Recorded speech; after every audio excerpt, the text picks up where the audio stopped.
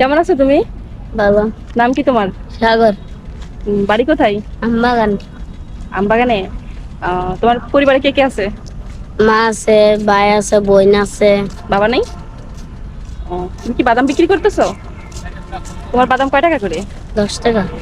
দেখি।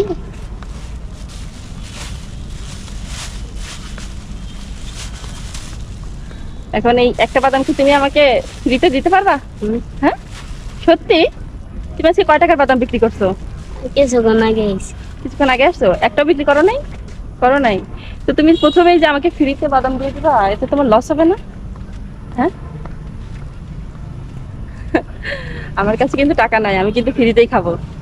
হ্যাঁ, তোমার তুমি যে ফ্রিতে বাদাম দিচ্ছ, তোমার যে মা রাগ করবে না? না হুম? আচ্ছা, তো তুমি এই ছোট বয়সে বাদাম বিক্রি করে পড়াশোনা করো না?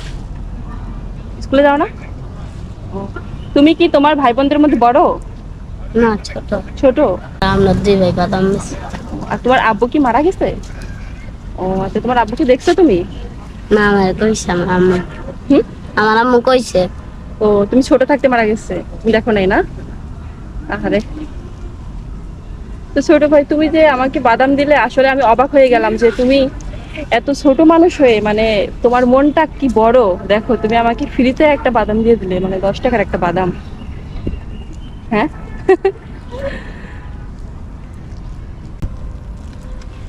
নাও। ভাঙতি হ্যাঁ, ভাঙটি নাই? তো ভাঙটি ভাঙটি করে দাও কোথা থেকে? কে ফিতে দেয় আমার বাড়ি। ক্যাপিটাল থেকে ভাঙটি করে নিয়ে এসে দিবা? কয় টাকা ভাঙটি করে, কয় টাকা আমাকে ফেরত দিবা? কয় টাকা ফেরত দিবা? 90 টাকা। 90 টাকা ফেরত দিবা? আহ, তো তুমি তো অনেক দেখতেছি, অনেক মানে তোমার মেন্টালিটি দেখতেছি অনেক ভালো। মানে তুমি 10 টাকার বাদাম প্রথমত ফ্রিতে দিলে, তারপর তোমাকে টাকা দিচ্ছি, তুমি এখন ভাঙতি দিতে চাচ্ছ। আমি কি তোমার কাছে ভাঙতি চাইছি? চাইছি? না, তাইলে দিতে চাইলে কেন? হাত চেঞ্জ। তুমি প্রথম প্রথম প্রথম আমারে আজকে বের হয়ে আমাকেই প্রথম বাদাম দিলে, এবং আমাকে, আমার কাছে তুমি কোনো টাকা না নিয়ে ফ্রিতে বাদাম বিক্রি করে দিয়ে যাবে, এটা কি আমারও ভালো লাগবে? হ্যাঁ, বলো।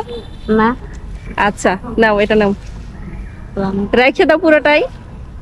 তোমার কাছ থেকে আমি ভাঙটি নিব? হ্যাঁ, এদিকে আসো।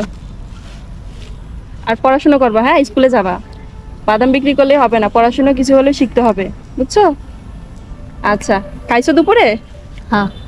আচ্ছা, ঠিক আছে, ভালো থাকো ভাই। হ্যাঁ।